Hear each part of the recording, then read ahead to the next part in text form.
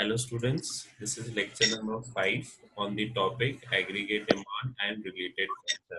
In the last lecture, we have understood about APS, that was average propensity to save. इसका formula था S divided by Y. Okay. In today's formula, we will understand about MPS and properties. So let us understand with the first, what is MPS? Marginal propensity to save. Okay. MPS का formula बेटा क्या होगा, जैसा अपना MPC का formula था ना, delta C upon delta Y, वैसे ही एमपीएस का फॉर्मूला क्या होगा, MPS will be delta S divided by delta Y. अब याद रखो, अगर अपन ने एमपीसी देख लिया था, MPC was what, delta C divided by delta Y. तो अगर MPC delta C divided by delta Y है, तो एमपीएस भी क्या हो जाएगा, delta S divided by delta Y. फिर अब सपोज मुझे कैलकुलेशन करना है, तो सबसे पहला फर्स्ट क्या हो जाएगा, देखो फर्स्ट तो ब्लैंक. अब नेक्स्ट वाला -6 से -2 हुआ, तो कितना चेंज हुआ बताओ सेविंग में, how much change is there in the saving, बताओ. -6 से -2 हुआ, Gaurav how much change in the saving. Sir 6 का 4 का हुआ ना बेटा, -6 से -2 पे गए. हाँ ठीक है. तो उसके बाद फिर 0 से 10 इनकम, तो देखो यहाँ पे 0.4 प्लीज आ जाएगा आपका 0.4. फिर उसके बाद देखो बेटा, -2 से +2 हुआ है, तो अगर नंबर लाइन अपन ने पढ़ी होगी तो -2 से 0 2, फिर 0 से 2 अगेन आपका कितना चेंज है 4 का. फिर वापस इनकम में कितना चेंज 10 का, तो 4 डिवाइडेड बाय 10 अगेन आपकी वैल्यू कितनी आ गई 0.4. 0.4. फिर वापस 2 से 6. सर बुक में जो क्वेश्चंस है उसमें कहीं कहीं 0.40 तक लेके गए और कहीं कहीं 0.4, तो उससे कोई फर्क नहीं पड़ता है ना. फर्क नहीं पड़ता है, डिपेंड्स कि आपका क्वेश्चन क्या रहता है. क्वेश्चन आप जब सॉल्व करोगे ना, तो कभी कभार चेंज वैल्यूज भी आएंगी. बहुत बार कभी क्या होता है, सीबीएसई ऐसे क्वेश्चन देता है कि हमेशा कांस्टेंट नहीं रहेगा. बच्चे क्या बोलते हैं हाँ कि हमेशा यहाँ पे अपन 0.4 निकाल दें, बस हम 0.4 नहीं, कभी कभार लास्ट में नहीं, पर ऐसे 0.40 भी लिख सकती हूँ ना इसको, ऐसा कुछ. 0.40 भी लिख सकती है, that is correct answer. But चीज याद रखना कि हमेशा कैलकुलेशन दिखा के आना कि ये चेंज है. अगर वो फिल इन द ब्लैंक्स भी दे रहे हैं ना हर लेवल पे, ये मत मानना कि हर लेवल पे सेम होगा, कभी कभार वो हाँ. चेंज भी कर लेते हैं. So always calculate the value of MPS. ठीक है, ये एमपीएस बनेगा, that is delta S divided by delta Y. अब आ जाते हैं इसका ग्राफिकल प्रेजेंटेशन अबाउट एमपीएस. अब देखो बेटा, सेविंग अपन रिप्रेजेंट कर रहे हैं, तो सेविंग कर्व आ गया. सेविंग कर्व कहाँ से स्टार्ट होता है, नेगेटिव से. डिसेविंग. सेविंग्स. अब उसके बाद देखो यहाँ पे सेविंग में कितना चेंज मिल रहा है और इनकम में कितना चेंज हो रहा है. देखो सेविंग यहाँ पे 100 से 175 हुई, कितना चेंज है सेविंग में बताओ. 25. 75 का. और इनकम अच्छा. कितना चेंज हुआ 100 से 200. अब देखो बेटा, आपको ये ग्राफ दिया जाएगा, तो आप इस ग्राफ के बेसिस पे मुझे एमपीएस निकालना है. तो देखो डेल्टा एस क्या दिख रहा है, डेल्टा एस बताओ मुझे 75, और डेल्टा वाई कितना दिख रहा है 100. 100. सो 75 को डिवाइड करें 100, 0.75. 0.75 आपका एमपीएस आ जाएगा. सो मेनी टाइम्स एग्जामिनेशन में कभी कभार आ जाए कि calculate MPS from the graph, तो आपको ये देखना है कि चेंज कितना है सेविंग में और चेंज कितना है इनकम में. उस चेंज के अकॉर्डिंग फिर अपन वैल्यू देखेंगे. अब आ जाता हूँ सेविंग फंक्शन के एल्जेब्रिक एक्सप्रेशन पे. सी, अगर कंजम्पशन फंक्शन का एल्जेब्रिक एक्सप्रेशन क्या था, पहले यहाँ पे सेविंग को लगते हुए पहले सी का देखो. सी क्या था, C is equals to C bar plus B Y. Okay, minus C bar. Just opposite होगा, माइनस सी बार प्लस, अब बी यहाँ पे एमपीएस. वहां हो जाएगा 1 माइनस बी. एमपीएस तो होगा ही होगा, पर उसको हम बोलते हैं 1 minus B and then it will be into. Y. अब इसको 1 माइनस बी क्यों करा, क्योंकि प्रॉपर्टी है बेटा, MPC plus MPS equal to 1. Equals to 1. एक तो याली प्रॉपर्टी, मार्जिनल मार्जिनल मिलके 1 बनते हैं और एवरेज मिलके 1 बनते हैं. APC plus APS is equals to 1. तो ये दोनों प्रॉपर्टी अपने दिमाग में बिठा के रखना कि जब एमपीसी और एमपीएस को प्लस करेंगे तो 1 मिलेगा, और जब एपीसी और एपीएस को प्लस करेंगे तो अगेन 1 मिलेगा. That is what that is your algebraic expression of saving function. तो यहाँ पे जब सेविंग फंक्शन का एल्जेब्रिक एक्सप्रेशन करूंगा तो अपने पास क्या आएगा, माइनस सी बार। यहाँ पे आप ये भी ले सकते हो माइनस ए बार प्लस बी, पर यहाँ पे आप वन माइनस बी लिखो तो अच्छा है।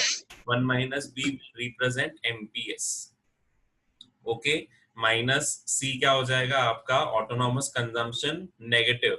ओके, माइनस सी बार आपका हो जाएगा ऑटोनॉमस कंजम्पशन नेगेटिव। बी आपका वन माइनस बी जो रहेगा वो होगा एमपीएस। और वाई क्या होगी, Y will stand for national income. Income. तो whenever you are representing saving function आप इसे देख सकते हो। अब देखो यहाँ पे रिलेशनशिप की बात आ गई। अब पूरा रिलेशनशिप यहाँ पे with table we will calculate. देखो आपके पास इनकम, कंजम्पशन और सेविंग दिया हुआ है। Now first I yes M sir. Calculating APC. APC का फॉर्मूला क्या है बताओ, एपीसी का फॉर्मूला। Income upon consumption. हाँ, कंजम्पशन, नहीं, consumption upon income, sorry. Consumption upon income. तो एपीसी का कंजम्पशन, तो यहाँ पे देखो ये 6 डिवाइडेड बाय 0, तो ये तो इनफाइनाइट। फिर 12 डिवाइडेड बाय 10 1.2, फिर 18 डिवाइडेड बाय 20 0.9, एंड लास्ट में 30 जब अपना 24 डिवाइडेड बाय 30 तो आ जाएगा 0.8। फिर एपीएस की बात करूं तो एपीएस का फॉर्मूला क्या है बताओ।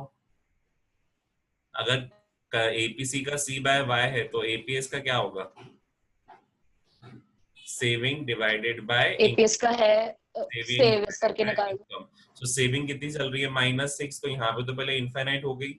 नेक्स्ट इज -2 डिवाइडेड बाय 10, तो ये आ जाएगा -0. 0.8। फिर उसके बाद नहीं 0.8 कैसे, -2 डिवाइडेड बाय 10 तो -0. सर एपीसी प्लस एपीएस 1 होता है ना। हाँ, तो अभी देखना 1.2 पॉजिटिव का है और यहाँ पे -0.02 है, तो अगर -0.02 इससे माइनस करूंगा तो 1 हो जाएगा। हाँ ठीक यहाँ है। पे 0.9 है और यहाँ पे 0.1 है, तो 0.1। 0.9 प्लस 0.1 हाँ कितना हो 1। जाएगा, 0.2। 1। हाँ और ठीक है। वापस 0.8 और 0.2 कितना प्लस हो जाएगा, प्लस होके 1। अब एवरेज एवरेज मिलके क्या बन गए आपके 1। अब मार्जिनल देखो, एमपीसी का फॉर्मूला क्या है बेटा, delta C divided change in by consumption upon delta. Change in income. Okay, तो चेंज इन कंजम्पशन कितना हो रहा है, 6 से 12, 12 से 18, 18 से 24, 6। और 6। कंजम्पशन में अपना इनकम में कितना चेंज चल रहा है, 10 का। सो 10। 6 डिवाइडेड बाय 10 कितना हो गया आपका 0.6। 0.6। फिर अगर एमपीएस की बात करूं, what is the formula of MPS, 0.4। तो डेल्टा एस, पहले formula delta S divided by change in savings upon change in income. Change in consumption upon, sorry, change in saving upon change in income. तो यहाँ पे देखो -6 से -2 वही values हैं, तो 4 से चेंज हुआ, यहाँ पे भी 4 से चेंज हुआ, तो 0.4 0.4। अब इनका आंसर देखें तो APC plus APS is always equals to 1 and MPC plus MPS is always equal to 1। This is 1। very much property of your particularly consumption, that is APC plus APS। आप दोनों मिला के किसका आंसर बनेगा 1। फिर MPC plus MPS दोनों मिला के क्या बनेंगे 1। Okay, so this is the relationship between MPC and MPS. फिर अगर एपीसी और एपीएस का और अच्छे से उन्होंने बताया कि देखो अब इसको प्रॉपर्टी को अपन पूरा करते हैं। अगर इनकम का फॉर्मूला है कंजम्पशन प्लस सेविंग, ओके, अब पूरी इक्वेशन को मैं y से डिवाइड कर रहा हूँ। Whole equation I am dividing by y, LHS and RHS। तो ये y बाय y कितना हो जाएगा बताओ मुझे, 1। 1। और c बाय y का फॉर्मूला पढ़ा है, s बाय y का फॉर्मूला पढ़ा है, क्या है c बाय y क्या होता है, हाँ एपीसी। APC। और s बाय y क्या होता है, MPC. APS। Sorry APS, sorry sorry. Okay, so अगर कभी क्वेश्चन आ जाए कि डिराइव दिस प्रॉपर्टी, तो आप ये प्रॉपर्टी यहाँ से डिराइव कर सकते हो। APC plus and APS is always equals to 1। तो उसकी प्रॉपर्टी बेटा यहाँ से बनती है कि आप इनकम का फॉर्मूला लगाओ, income is equals to consumption plus saving. Now I am dividing both the sides by y, तो यहाँ तो y y कैंसिल होके 1 बन गया, c बाय y आपका एपीसी हो गया और s बाय y आपका हो जाएगा एपीएस। क्लियर, ये आपकी इक्वेशन क्लियर हो गई रिलेटेड टू एपीसी। अब वही अगर अपन सोचें एमपीसी और एमपीएस का, तो अगर वहां पे y उसके इक्वल था तो बेटा अपन सिर्फ चेंज अपन इसमें इंट्रोड्यूस करेंगे कि अगर y is equals to c plus s, so change in income is also equals to change in consumption plus change in saving. अब मैं क्या डिवाइड करूंगा, I will divide change in income on both the side. तो delta Y क्या बन के क्या बन जाएगा बताओ मुझे, डेल्टा वाई कैंसिल होके क्या हो जाएगा 1, और delta C divided by delta Y कितना होगा बताओ, delta C divide by delta Y. Gaurav क्या रहेगा delta C divide by delta Y, अरे अभी बताया था delta C divide by delta Y is equals to what, MPC. Okay, ये delta C divided by delta Y ये आपका एमपीसी बन जाएगा, और वहीं delta S divided by delta Y, delta S divided by delta Y is equals to what, MPS. Clear हुई property बेटा? हाँ sir. Is the property clear Rishika? हाँ सर हो गया। ओके, सो बस अपने को याद करना है कि अगर प्रॉपर्टी आपके आकर सामने आ जाती तो आपको सिर्फ क्या करना है, अब यहाँ पे change in income is equals to change in consumption plus change in saving. Okay, so delta Y divided by delta Y 1, delta C divided by delta Y is MPC, delta S divided by delta Y is equals to MPS. So both the properties are clear. MPC plus MPS equals to 1. चलो अब दो चार एक practical question करके देखते हैं। If APC is 0.6, oh sorry, if APS is 0.6, तो APC की वैल्यू क्या होगी बताओ मुझे, बताओ गौरव। If APS is 0.6, आपको दिया हुआ है क्वेश्चन में APS है 0.6, तो APC कितना होगा 0.4 0.4, क्योंकि दोनों मिलके क्या होते हैं equal to 1। So if this property is applied, so ultimately अगर अपन प्रॉपर्टी लगाएं एपीसी और एपीएस की, तो हमारा आंसर क्या बनेगा, हमेशा प्रॉपर्टी हमेशा लिखना कि APC is equals to 1 minus APS. क्यों, क्योंकि अपन APC plus APS is equals to 1, तो यहाँ पे एपीसी की वैल्यू आ जाएगी 1 माइनस एपीएस। सो 1 माइनस 0.6 करा तो आपका आंसर आया 0.4। Now, second question in front of you. अगर MPC 0.8 है, sorry, MPS is 0.8, what is the value of MPC? बताओ, अगर MPS 0.8 है बेटा, तो MPC की वैल्यू कितनी होगी 0.2 0.2, क्योंकि दोनों मिला के वापस किसके बनेंगे, दोनों मिला के आपके 1 बनेंगे। सो 1 इज इक्वल्स टू, यहाँ पे MPC की वैल्यू आ जाएगी 1 माइनस MPS, 1 माइनस 0.8 करा तो अल्टीमेटली मेरा आंसर कितना आ गया 0.2। फिर आगे बढ़ते हैं प्रॉब्लम यहाँ पे। अब देखो ऐसे क्वेश्चंस आएंगे, वो तो 1 मार्क वाले हो गए, ये 3 और 4 मार्क वाले क्वेश्चंस। अब देखो यहाँ पे आपका चेंज मिलेगा, हमेशा हर जगह सेम नहीं रह सकता। तो पहले मैं एमपीसी निकालूंगा। What is the formula of MPC, बताओ फॉर्मूला क्या है एमपीसी का, delta engine consumption engine income. तो चेंज इन कंजम्पशन देखो कितना चल रहा है, यहाँ पे 40 से 320 हुआ, बताओ यहाँ पे कितना चेंज है। इनकम में तो हमेशा 100 का चेंज दिख रहा है, यहाँ पे भी 100, यहाँ पे भी 100 और यहाँ पे भी 100। मेन है कंजम्पशन का, बताओ 240 से 320 हुआ, कितना चेंज है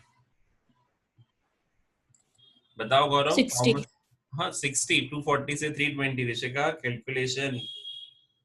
क्या बोल 80 सर, एक सेकंड मैंने 80 देखा सर, नहीं। 80, 80 40 से 80 हाँ 320, 80। अब एमपीसी कितना निकलेगा, फर्स्ट लेवल पे तो नहीं निकलता है, 80 डिवाइडेड बाय 100 कितना आया 0.8।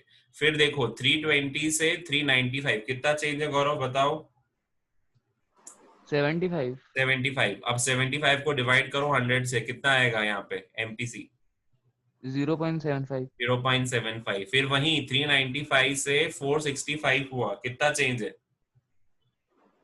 60 60। नाउ 7 और 60, 395 में से आप 465 माइनस करो, कितना आएगा 70 70। कैलकुलेशन मिस्टेक मत करो, 70 डिवाइडेड बाय 100 तो ये आ जाएगा 0.70। अब देखो एमपीसी आ गया मेरे पास, अब मुझे निकालना है एमपीएस, तो मैं क्या करूंगा सीधा सीधा 1 में से क्या कर दूंगा माइनस। तो अगर मैंने 1 माइनस 0.8 करा तो यहाँ पे फर्स्ट एमपीएस कितना आएगा ऋषिका बता। क्या सर, अगर मैंने एमपीसी निकाल लिया, अब मुझे एमपीएस निकालना है, तो मैं 0.2, 0.25, 0.30.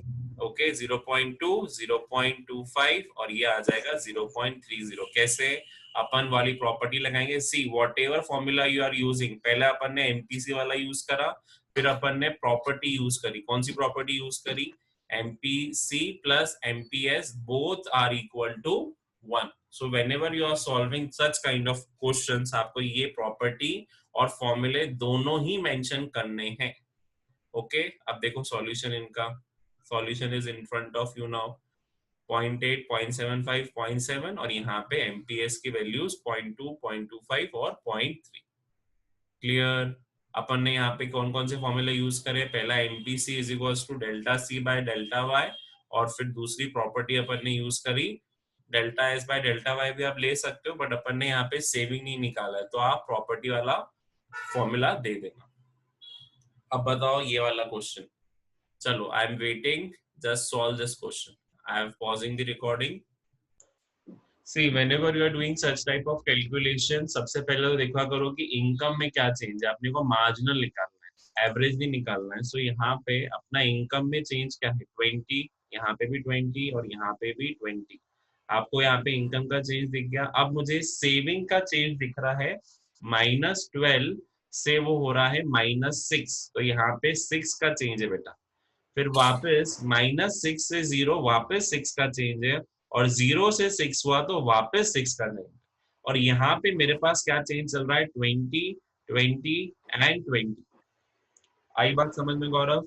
Now I have to calculate first MPS, क्योंकि मेरे को सेविंग दिया हुआ है, तो एमपीएस ही निकल पाएगा सेविंग से। एमपीसी डायरेक्ट ही निकलेगा। फॉर्मूला क्या है एमपीएस का? MPS is equals to delta S divided by delta Y.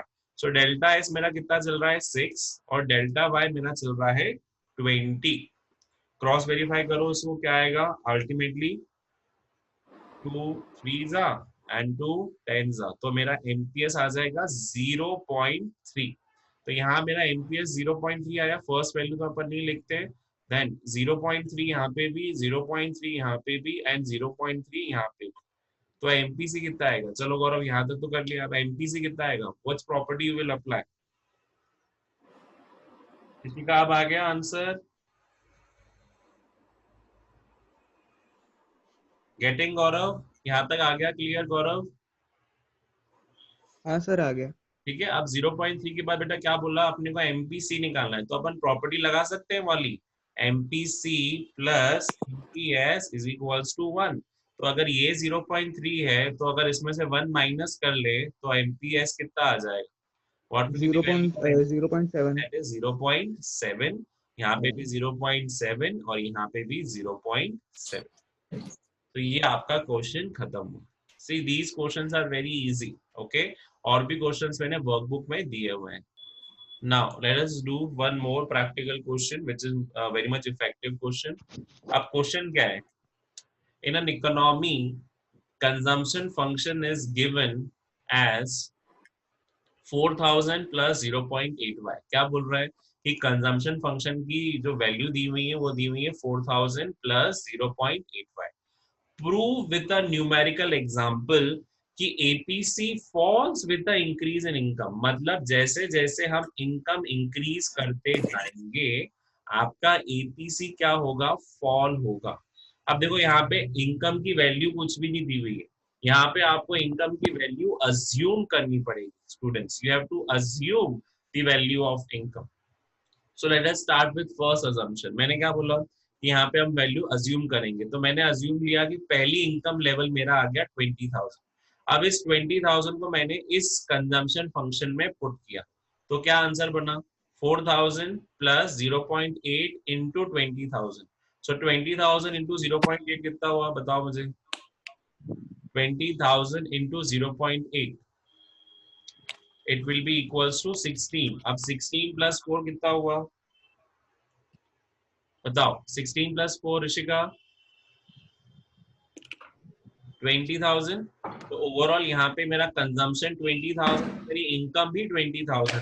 तो एपीसी का फॉर्मूला क्या है? C divided by Y. So 20,000 income और 20,000 कंजम्पशन, एपीसी की वैल्यू कितनी आ जाएगी मेरी? एपीसी की वैल्यू आ जाएगी 1। ओके, पर अब क्या बोल रहे हैं, मुझे इनकम बढ़ानी है, तो अब मैंने ले ली इनकम 30,000। अब उसी इनकम को मैंने प्लेस करा 4,000 प्लस 0.8 और इनकम की वैल्यू आ गई 30,000, और 30,000 इंटू 0.8 कितना होता है, 80% ऑफ 30,000, ये हो जाएगा 24। 24 प्लस 4 विल गिव यू 28,000। अब 28,000 आपका कंजम्पशन है और इनकम आपकी 30,000 है, so simple sir divided. Just a second. Sir हाँ बेटा बोलो। मैं लीव कर दूं? कोई अर्जेंट काम?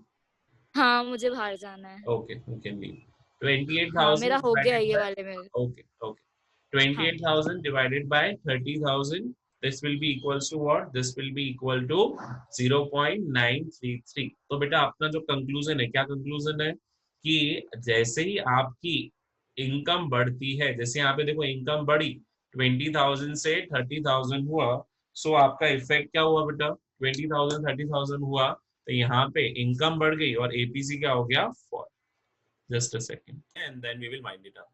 So here we have proof कि आपकी जैसे इनकम बढ़ेगी आपका कंजम्पशन, अपना एपीसी क्या हो रहा है, फॉल। अब दूसरा आपका क्वेश्चन बेटा जस्ट इसके अपोजिट है। क्या बोल रहा है कि आप सेविंग फंक्शन आपको दिया हुआ है -1000 प्लस 0.4y। तो यहाँ पे बोल रहा है कि आपको ये बताना है कि एपीसी इंक्रीज होता है with the increase of income. तो अगेन यहाँ पे मैंने वही इनकम ली है, पहला 20,000 लगाया, सो अगर मैंने 20,000 की वैल्यू पुट डाउन करी तो मेरा सेविंग कितना आया, -1000 प्लस 0.4 मल्टीप्लाइड बाय 20,000। सो 20,000 का 40% करा, सो यहाँ पे 8,000, 8,000 माइनस 1,000, यहाँ पे मेरी सेविंग आ गई 7,000। और एपीएस का क्या लगाया मैंने फॉर्मूला, एपीएस का फॉर्मूला हो गया एस डिवाइडेड बाय वाई। सो 7,000 को 20,000 से डिवाइड करा, 7,000 को 20,000 से डिवाइड करने पे अपने पास फर्स्ट आंसर जो आया एपीएस का वो आया 0.35। फिर वही अब जब मैंने इनकम लेवल ले लिया 30,000, तो यहीं पे मैंने इनकम लेवल लिया 30,000 और यहाँ पुट अप किया, तो मेरी सेविंग की वैल्यू कितनी आ गई, सेविंग वैल्यू इज नाउ 11,000। कैसे, 30,000 इंटू 4, दिस विल बी 40%, कितना हो गया 12,000, 12,000 माइनस 1,000, तो यहाँ पे 11,000। फिर 11,000 को हम डिवाइड करेंगे अपना 30,000 से, that is income. So 11,000 divided by 30,000, आपका यहाँ पे अब जो एपीएस हो गया वो 0.35 से 0.36। So we have proved that with increase in particular your income, if we are increasing the income, what will happen, जैसे हम इनकम इंक्रीज कर रहे हैं तो अपना क्या हो जाएगा, एपीएस क्या हो जाएगा, इंक्रीज हो जाएगा। So thank you students for listening today's lecture. Do subscribe the channel for further updates and for more videos on economics. Okay, चलिए।